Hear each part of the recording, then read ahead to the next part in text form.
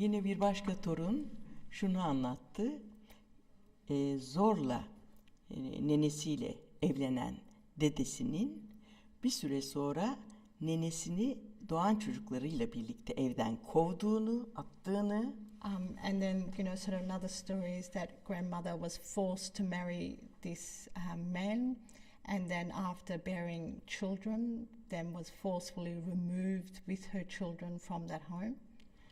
Ve daha sonra bu karısını ve çocuklarını, Ermeni karısını ve çocuklarını evden atan dedenin Dersim sürgünü olarak, yani Kürt olduğu için hükümet tarafından Kürtlerin sürüldüğü bir tarih vardır.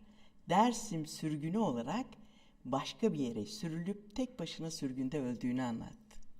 Dedem öldü. Evet. That the man that who forcefully removed her, his wife and children from, sort of his home, was then himself removed because he was Kurdish through the Dersim, sort of events.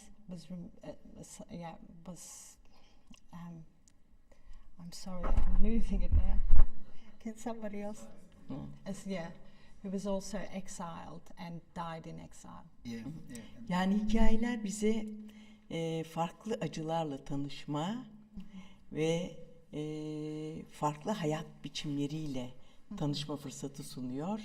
Ve şimdi sizin sorunuzu cevaplamaya çalışacağım. Stories, sort of give us diversity of, sort of avenues, events and sorrows that we deal with.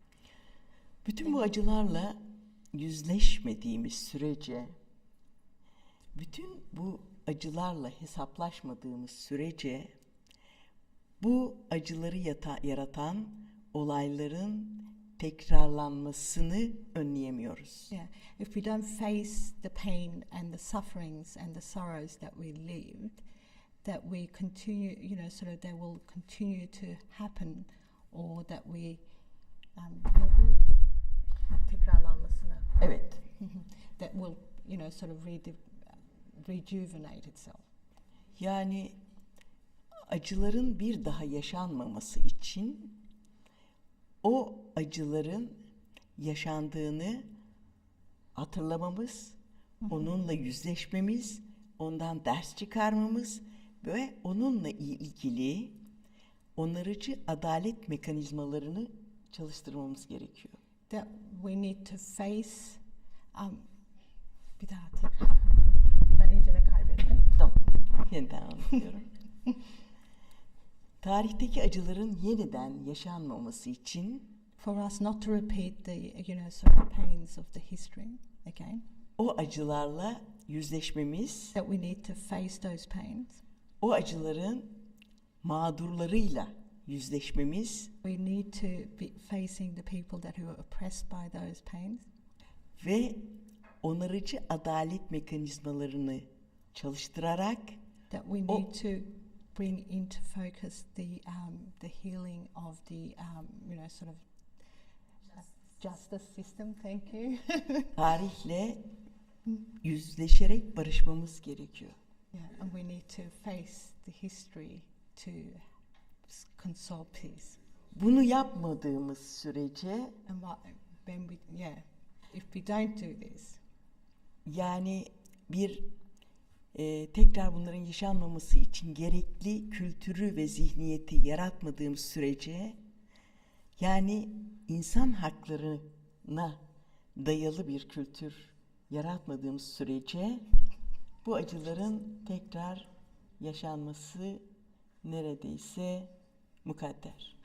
Yani evet. I've completely lost it, guys. Peki. Can somebody else help? Evet.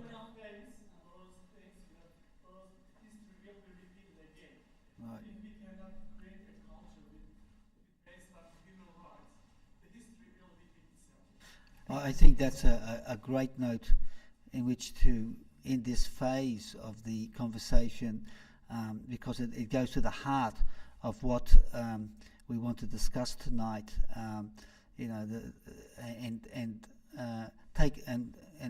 It's my great. Well, first I'd like to thank Fethiye and for that wonderful sharing of own experiences. So please join me. Thank you.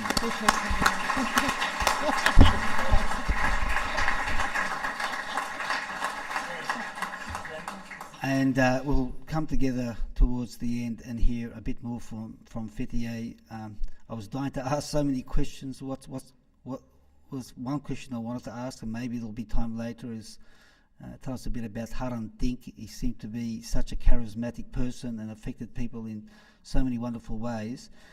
And maybe we'll get that opportunity later. But now it's my pleasure to introduce our wonderful secretary, Jackie Mansourian, who has done incredible work on this whole journey.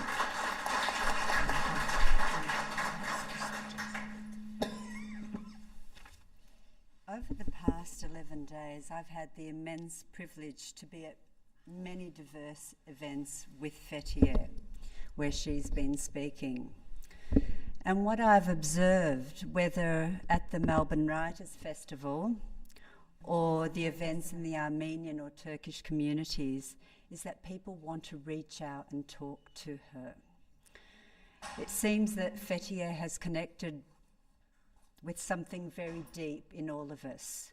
She's made it safe for us to want to talk and to share our stories. It's been extraordinary, the response, and it's been very moving to witness it. Her courage, her warmth, her generosity, her humanity, just so beautiful. Her love for Heranush Sehad, her lack of fear, or perhaps it's her ability to overcome her fear, her commitment to justice to her nene and to Haran Dink. All of this has touched us all very profoundly. And I believe it has opened the space for us all to talk to one another. In the audience today, we have Australians from Armenian, Turkish, Kurdish, Assyrian, Pontian backgrounds, all of whom Heranush Sehad's story touched directly. Our histories are directly connected with her history and her story. But there are many others in the audience who have and will find connections with other parts of what Fethiye has had to say. Because we too have loved our grandmothers, because we too have had a history that have been affected by denial and injustice, our sorrow stories, because we too have a strong identity in our mixedness, our inherent mixedness, like Fethiye, and who's very proud of being Armenian and Turkish and everything that she is, all of it mixed in together. Or because we as writers and readers know the power of healing that comes from story. So we can all be touched in different ways by Fethiye's words and her wisdom. So we're all in here together. And I think Fethiye has opened it up for us for reflection and dialogue. Now, we know, and Melbourne Pen knows, that it's not a usual, normal process for us to sit together like this. We usually have our backs to one another. We want to be looking at one another, and we want to try and spend 20 minutes just talking to each other and thinking about two questions. Many of us who have been involved in organising Fethiye's visit haven't had the chance to think about this or to talk about it either. So let's give ourselves that time to think about it. What does Fethiye's story mean to you? What does it evoke in you? What thoughts has it and emotions has it created in you? And how can her story and Heranush Sehad's story inform our ongoing work for justice and dialogue? We're looking at one another very intently, but we'd love now for you to, in the little groups that you are sitting, to give yourselves time to talk to one another and share with each other for the next 15, 20 minutes, what does Fethiye's story mean to you and how can it inform our ongoing work for dialogue? So please take a little bit of Fethiye's courage and talk amongst each other for the next 15 minutes. We will then ask for some of that to be shared so that Fethiye gets to hear some of what she has evoked in all of us, and also some time for some direct questions to Fethiye. So please, look at one another and talk to one another. What has Fethiye's story meant for you?